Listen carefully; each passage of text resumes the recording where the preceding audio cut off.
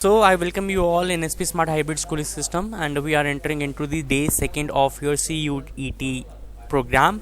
And again, we are continuing with the idioms and phrases. As you know, idioms and phrases are one of the most important thing, and most of the students are getting confused in identifying the idioms. So I will be covering some more important idioms with you all, and I would like to start from the very first one, that is decked up, right? Decked up means put on special clothes to appear particularly appealing and attractive. Here I would like to connect this thing with an example. कभी शादियों में गए हो? Have you been to some wedding or some function? Yes, sir. Okay.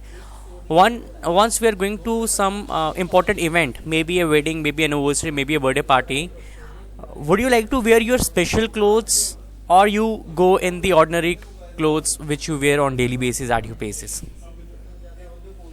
क्या करते Some हो? special clothes. You wear special clothes, right? And what is the reason behind? What is Look attractive. to look good, or to look everyone wants to give the best shot, right? So to give the best shot of ours or yours in that particular event. तो decked up का मतलब होता है बच्चे, जब हम special clothes पहनते हैं so that we should appear appealing, हम अपीलिंग लगे, हम अट्रैक्टिव लगे, अच्छे लगे, हमारे रिश्तेदार हमें नोटिस करें, हमारे नियर एंड डियर हमें नोटिस करें. If our aunt is there तो she must say oh wow you are looking beautiful today, है ना? तो इसका मतलब होता है डेक्ड अप. क्लियर है बेटा जी? Yes, sir. Okay. Yes, sir.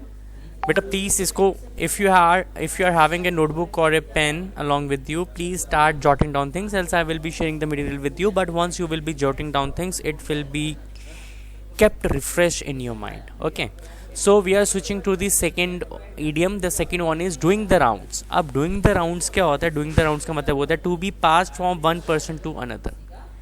एक इंसान से दूसरे इंसान के पास जाना, इसे डूइंग द राउंड्स कहते हैं. ठीक है. Have you hosted any function और party at you places?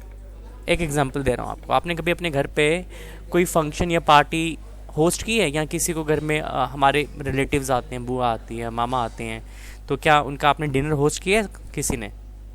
Have you hosted? हम सब ने होस्ट किया होगा, है ना? Yes, sir. सो जब कोई हमारे घर में आता है, right, there is a famous quote in Indians, that is अतिथि देवो भव, right? The guest is equivalent to God. हम उसको किस तरह से ट्रीट करते हैं? सबसे पहले we are asking them for the water. हम वाटर लेके सबको सर्व करते हैं, हम चाय लेके सबको सर्व करते हैं, जो हमने स्पेशल स्नैक्स बनाए होते हैं, या वट एवर ईटरी में हमारे पास जो हमारे पास ईटिंग आइटम्स हैं, हम वो सर्व करते हैं. So we go from one person to another person. Do you agree? हम एक जने को सर्व करते हैं, उसी के बाद तो दूसरे जने को सर्व करते हैं, तो इसको कहते हैं डूइंग द राउंड्स. ठीक है, इसको कहते हैं doing the round. So to be passed from one person to another. Okay, today is her marriage anniversary and I am seeing her doing the round since morning. मतलब आज उसकी marriage anniversary और मैं सुबह से देख रहा हूँ कि वो अपने गेस्ट को एक के बाद एक एंटरटेन कर रही है. क्लियर है बच्चे? Yes, sir. Okay, so we are moving to the third one. The third one is between the cup and the lips. ठीक है, I'm going to repeat this idiom again. Between the cup and the lips. It means on the point of achievement. That means कि आपने achievement को achieve नहीं किया है. You haven't reached that point, but you are at the verge of achieving your achievement. आप उस mode पे हो कि आप अपने अचीवमेंट को अचीव करने वाले हो, है ना? तो सक्सेस और सक्सेस को पाने से पहले जो मिडिल का जो रास्ता होता है, that is between the cup and the lips. Clear है बच्चे? Yes, sir. Is it clear to everyone? Yes, sir. Okay, I know Sunita William will make it because she is between the cup and the lips. ठीक है, मुझे पता है कि Sunita William अपना जो काम कर रही है उसमें सफल होगी.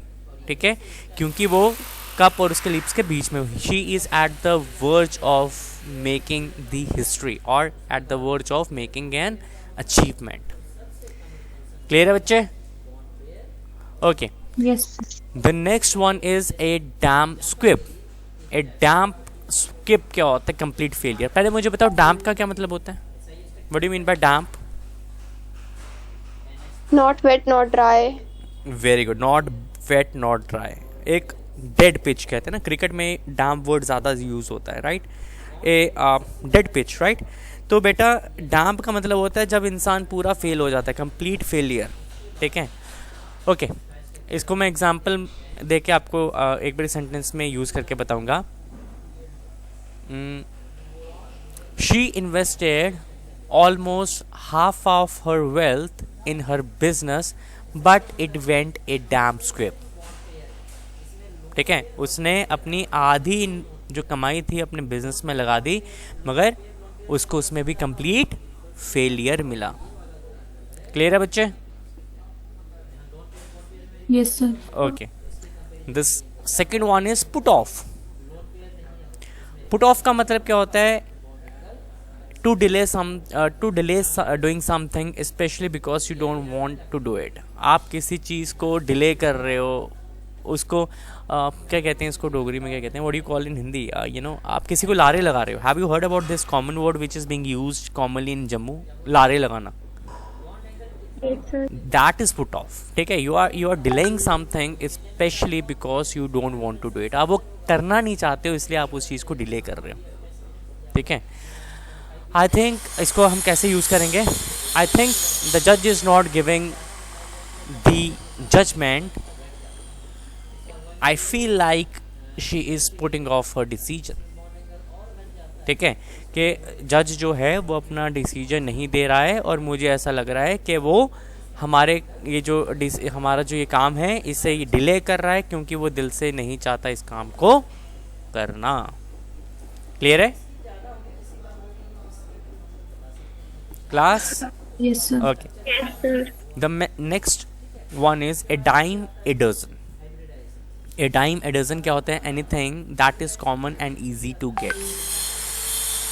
कोई ऐसी चीज़ जो बहुत कॉमन होती है और उसे पाना बहुत ही ज़्यादा आसान होता है, उससे क्या कहते हैं? ए डाइम ए डजन, राइट? जैसे कि मैं बात करूँगा nowadays people are buying Ferrari like a dime a dozen.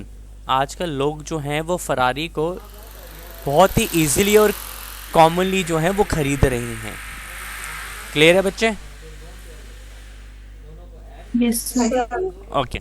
The next one is cast iron stomach. अब कास्ट आयरन स्टमक क्या होता है बेटा? Someone who has no problem, complication और ill effects with eating anything. कोई ऐसा इंसान जिसको कुछ भी खाने से कोई भी प्रॉब्लम नहीं होती है ना, उसको किसी भी तरह की इलनेस नहीं होती, किसी भी तरह की कॉम्प्लिकेशन नहीं होती, उसे हम कास्ट आयरन स्टमक कहते हैं. ठीक है. I am seeing Jenny eating junk food from last past days, but she seems like cast iron stomach. यानी मैं देख रहा हूँ कि पिछले कुछ दिनों से जेनी जो है वो जंक फूड खा रही है, मगर इतना जंक फूड खाने के बाद भी उसको कोई प्रॉब्लम या कॉम्प्लिकेशंस नहीं हो रही. क्लियर है बच्चे? Class? Yes. Okay. The next one is a mare's nest. A mare's nest क्या होता है? A false invention. पहले मुझे बताओ what do you mean by invention? What do you mean by invention बच्चे? To invention, introduce something new. Yes, आविष्कार करना है ना. आविष्कार इज इन्वेंशन. टू वो इनोवेशन होती है. What is the difference between invention and innovation? बताओ मुझे. There are two words, invention and innovation. दोनों में क्या फ़र्क है बेटा? Hurry up. Class 12 girls. Sir invention होती है कोई नई जगह डिस्कवर हुई है, एंड इनोवेशन होती है कोई ऑलरेडी एग्जिस्टिंग चीज़ है उसमें मॉडिफिकेशन. एग्जैक्टली.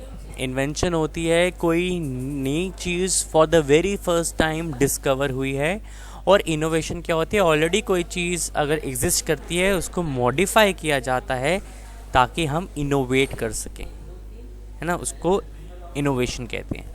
अब क्लियर है? Yes, sir. Okay, so a mare nest. They both were doing something in the physics lab from last few days. I think it resulted a mare's nest. मुझे पता है वो दोनों कुछ पिछले कुछ दिनों से साइंस की लैब में कुछ कर रहे थे, मगर जो उन्होंने इन्वेंशन की है वो गलत की है. A mare's nest. ठीक है, क्लियर है बेटा? Yes, sir. Okay, so next idiom is takes a beating. Takes a beating का मतलब क्या होता है? इसका मतलब होता है to be damage because of performing badly और बीइंग क्रिटिसाइज्ड. मतलब कि बेइज्जती, क्रिटिसिज्म लेना, या जिसको क्रिटिसाइज किया जाता है उसको कहते हैं take a beating. Got it? So, ठीक है. Steve was not performing since few years. I think this is the right time he will be experiencing a beating, or this is the right time he have to take a beating. ठीक है, Steve कुछ सालों से अच्छा सा perform नहीं कर पा रहा है और यही अब टाइम है कि अब उसको डैमेज होगा उसकी पुअर परफॉर्मेंस की वजह से या बैड परफॉर्मेंस की वजह से. क्लियर है? Yes, sir. Okay. The next one is A chip on your shoulder. A chip on your shoulder का मतलब है being upset for something that happened in the past. किसी चीज़ को लेकर ना खुश होना, मगर वो चीज़ जो कि पास्ट में हुई हुई है. ठीक है, पास्ट का कुछ हैपनिंग हुआ है and you are thinking over it and you are becoming unhappy in the present. That is a chip on your shoulder. ठीक है? Okay, let me ask you one thing. कभी स्कार्स खत्म होते हैं? What do you mean by scar? Scar का क्या मतलब होता है? यहाँ पे लिखा मैंने वर्ड निशान. निशान. कभी पास्ट में कुछ स्कार्स होते हैं वो खत्म होते हैं, या किसी को बॉडी पे कोई स्कार होता है वो हटता है कभी कभी? नहीं हटता है ना. तो चिप मतलब कि आप अपनी पुरानी बातें, पास्ट की बातें याद कर कर दुखी होते हो, उसको कहते हैं चिप ऑन योर शोल्डर. ठीक है? I don't know why Lata is upset nowadays. I think she is undergoing a chip on her shoulder. समझ में आया? So, क्लास क्लियर है? Please only 1 or 2 students are replying. I want everyone to reply, please. बेटा 6 to 7 idioms आएंगे बच्चे 50 में से. 50 marks का पेपर है, 6 to 7 क्वेश्चन idiom बेस्ड होंगे. तो बेटा समझ में आ रहा है? yes. Yes, sir. Okay, so we are moving to next idiom, that is 11th one, a toss up. A toss up क्या होता है? A result that is still unclear and can go either way. Cricket देखते हैं सारे? आज से IPL शुरू हो रहे हैं. I hope everyone watches cricket, मगर आईपीएल नहीं देखना बेटा, सीयूटी पे ध्यान देना है. क्रिकेट देखते हो सारे? Yes sir. जब टॉस होता है तो क्या होता है? टॉस कैसे होता है क्रिकेट में? क्वाइन को फेंका जाता है ना? Coin को और जब तक क्वाइन ग्राउंड पे ड्रॉप नहीं होता तब तक नहीं पता लगता ना कि कौन बैटिंग कर, आरसीबी बैटिंग करेगा या सीएसके बैटिंग करेगा, है ना? Maybe your favourite team will bat और your favourite team will bowl, right? तो जब तक कोई रिजल्ट नहीं आता और it can go either way, उसको कहते हैं ए टॉस अप. समझ में आया बच्चे? yes. Okay. Next idiom is an iron hand. And iron hand क्या होता है? By force. मगर टॉस अप का पहले हम सेंटेंस डिस्कस करते हैं, है ना? There is sudden fluctuation in share market and I don't know the result as I think my money has been tossed up. क्या मतलब हुआ इसका? कौन समझाएगा हिंदी में? Presently share market, Repeat the sentence. Presently a drastic fluctuation is going in this share market and I'm not sure about my money as it is being tossed up. Sir, your voice is breaking in between. Now my voice coming? Class, is my voice coming? Yes, sir. Okay, ध्यान से सुनो. A sudden fluctuation is going on in share market presently.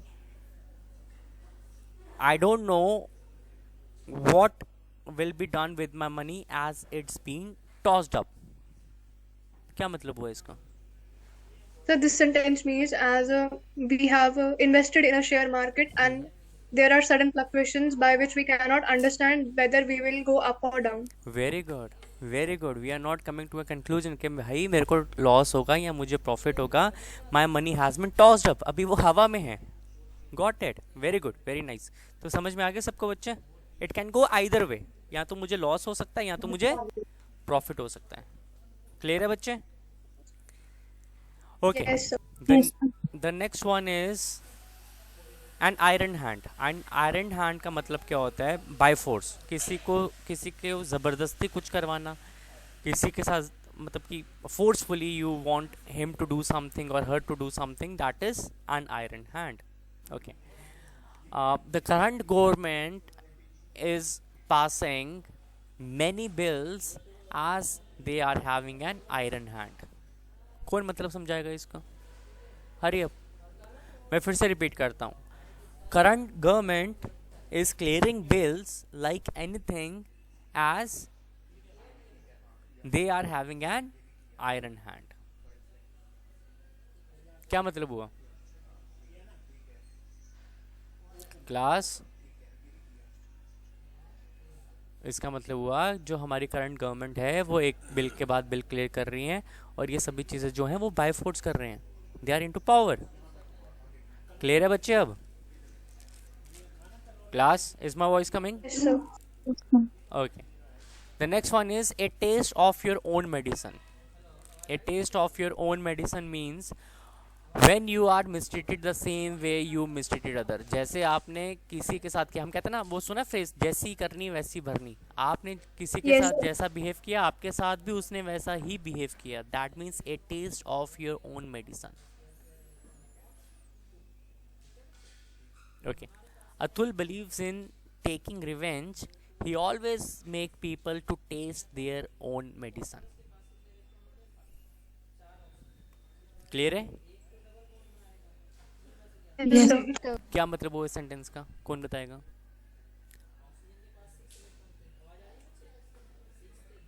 Atul believes in taking revenge as he always make people to taste their own medicine. क्या मतलब हुआ? इसका मतलब है अतुल जो है वो सबसे बदला लेता है और सबको उन्होंने जैसे अतुल को मिसट्रीट किया है वो वैसे ही उनको मिसट्रीट करके उनको सबक सिखाता है. क्लियर है बच्चे? Yes, sir. ओके. तो बोलो ना बेटा जी. Okay. The next one is at the drop of a hat. At a drop of a hat मतलब willing to do something immediately. कोई चीज़ आप विलिंग हो इमीडिएटली करने के लिए, उसका मतलब है eight the drop of a hat. Clear है? Yes, sir. I know Sheena will be joining our school by tomorrow as she is at the drop of a hat. मुझे पता है कि शीना हमारा स्कूल कल ज्वाइन करेगी क्योंकि वो विलिंग है हमें इमीडिएटली ज्वाइन करने के लिए. क्लियर है बेटा? Yes, sir. ओके. अगला है a man of straw. A man of straw. Straw क्या होती है? What do mean by straw? कौन बताएगा? Is there any? So straw is a pipe-like structure through which we drink something. Yes. If you are Coke lover or if you are a juice lover, mostly girls they use straw to drink Cokes and juices, right? And when we purchase Tetra Pak from the market, eventually we get the straw on complimentary basis with that particular Tetra Pak, है ना? तो straw जो होती है वो कैसी होती है? उसका टेक्सचर कैसा होता है? इट्स अ वीक टेक्सचर, है ना? तो यहाँ पे ए मैन ऑफ स्ट्रॉ का Yes, मतलब, हाँ, ए मैन ऑफ स्ट्रॉ क्या होता है? एक वीक पर्सन, ठीक है। I know Rahul is emotionally disturb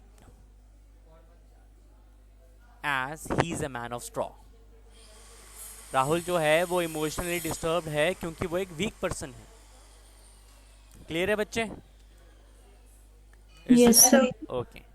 So we are coming to the next one. The next one is bite your tongue. Bite your tongue. Okay. कभी आप कुछ, आपके साथ कभी आपने एक्सपीरियंस किया, you are eating something and suddenly your tongues come between your teeths? क्या होता है उसके बाद? yes, sir. What happens after it? Thought for something.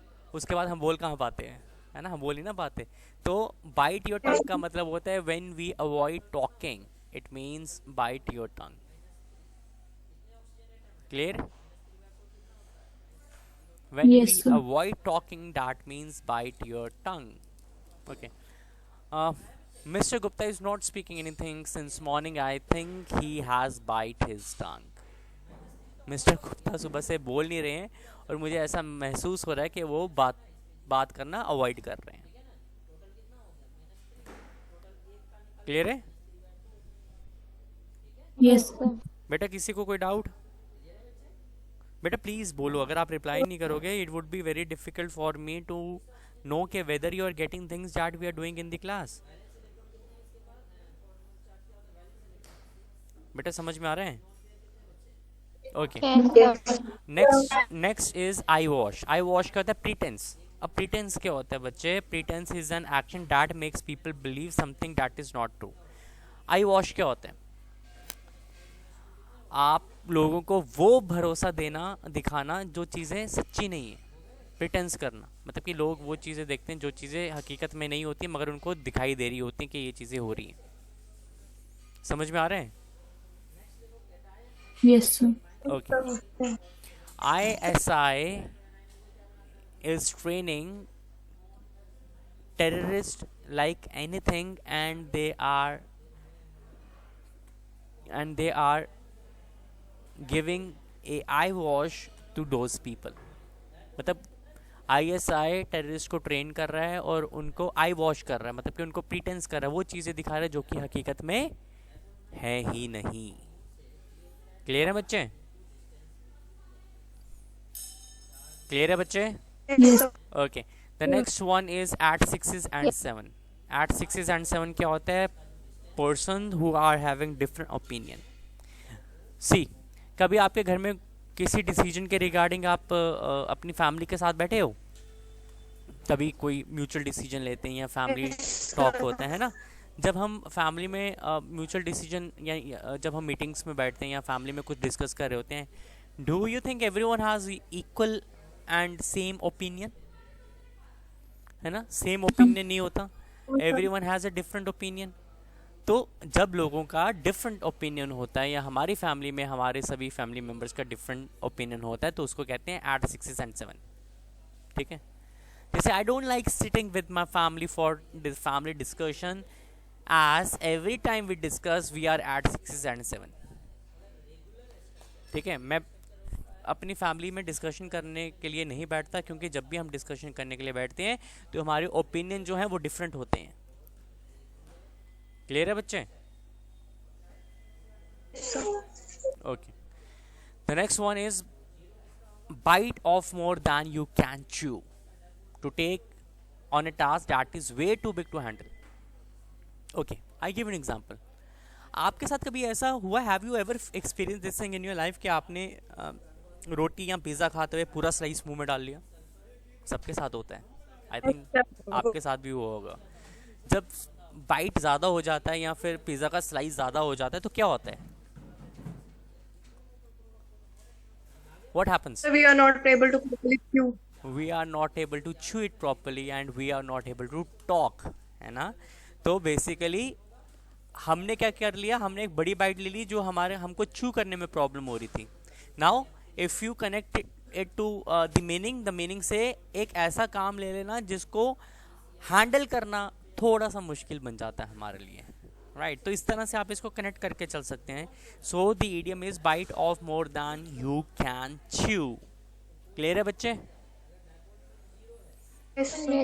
It's been a month that Mrs. Sharma has joined the office, but she is really biting off more than she can chew.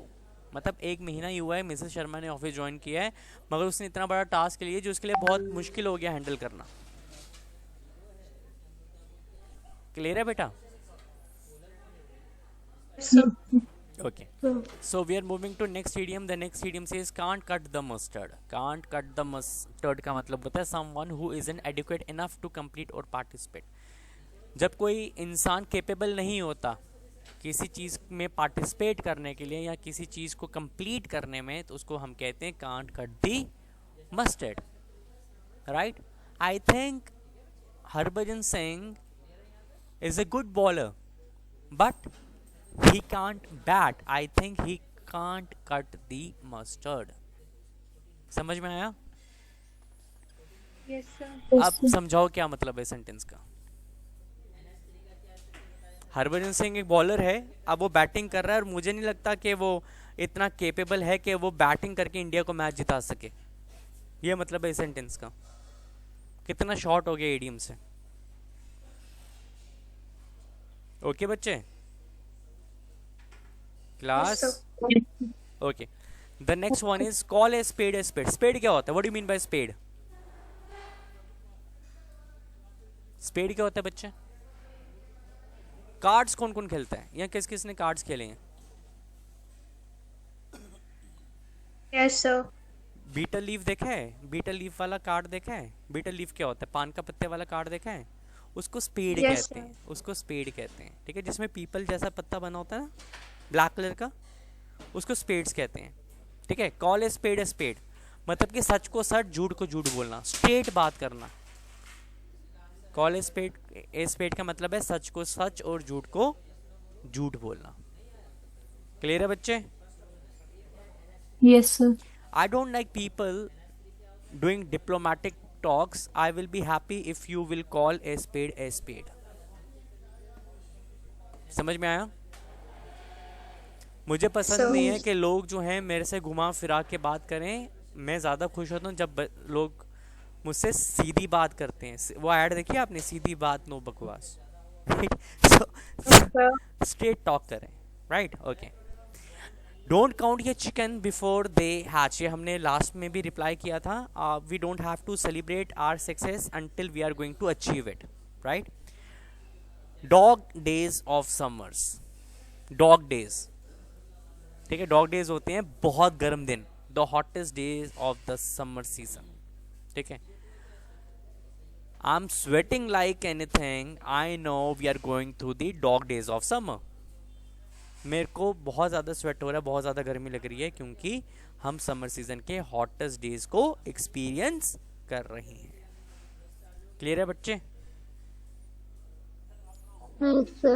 Okay. Ever and anon. Ever and anon क्या होता है? Now and then. Occasionally. Occasionally क्या होता है? कभी कभी. Not, हाँ sorry, ऑफनली. ठीक है? I do have quarrel with my mother ever and anon. मतलब मैं कभी कभी मेरी और मेरी माँ की लड़ाई हो जाती है. Field day. फील्ड डे क्या होता है? एन enjoyable डे, है ना? Today I am going to celebrate the day because it's going to be a field day. एक ऐसा दिन जिसे मैं बहुत ज़्यादा इंजॉय करने वाला हूँ. Bits and pieces. Bits and pieces क्या होते हैं? Small things of different type. छोटी छोटी चीज़ें अलग अलग टाइप की, उसे बिट्स एंड पीसेस कहते हैं. ठीक है? Kick the bullet, sorry kick the bucket. Kick the bucket का क्या मतलब होता है? डाई. ठीक है? I am suffocated. I am feeling suffocated in this boiling hot. I think I am going to kick the bucket. मैं बहुत ज़्यादा सफोकेटेड फील कर रहा हूँ. इतनी गर्मी में मुझे लगता है कि मैं मर जाऊंगा. क्लियर है बच्चे? Yes, sir. Okay. Know the ropes. Know the ropes क्या होता है? To understand the details. हर किसी चीज़ को बारीकी से देखना. If you are going to appear for your CUT examination 2025, then it is being advised from my side that you must know the ropes. क्या मतलब हुआ इस सेंटेंस का? इस सेंटेंस का मतलब कौन बताएगा? बेटा मुझे पता है कि आप अपने CUET 2025 में अपेयर होने वाले हो, मगर मैं आपको सजेस्ट करूंगा कि आपको CUET के बारे में सारी डिटेल्स की अंडरस्टैंडिंग होनी चाहिए, या एक एक डिटेल के बारे में आपको पता होना चाहिए। क्लियर है? Yes, sir. Okay. Latin and Greek, unable to understand. Hindi में एक मुहावरा था, काला अक्षर भैंस बराबर, पढ़ा कभी? Yes, sir. है ना? काला अक्षर भैंस बराबर का मतलब क्या होता है? सर जब कुछ समझ में नहीं आता। वेरी गुड, वही होता है लैटिन एंड ग्रीक। ठीक है, Latin and Greek is unable to understand. I am in dilemma as I am not able to understand the Latin and Greek of the ongoing situation. Clear है बेटा जी? Okay. Yes, sir. Like a chicken with its head cut off, है ना? कभी आपने सुना है headless chickens? What do you mean by headless chickens? Headless chicken कौन सा होता है, क्या होता है? हेडलेस चिकन होता है क्रेजी पीपल, है ना, सर कटा मुर्गा, जो बिना गर्दन के मुर्गा होता है, राइट?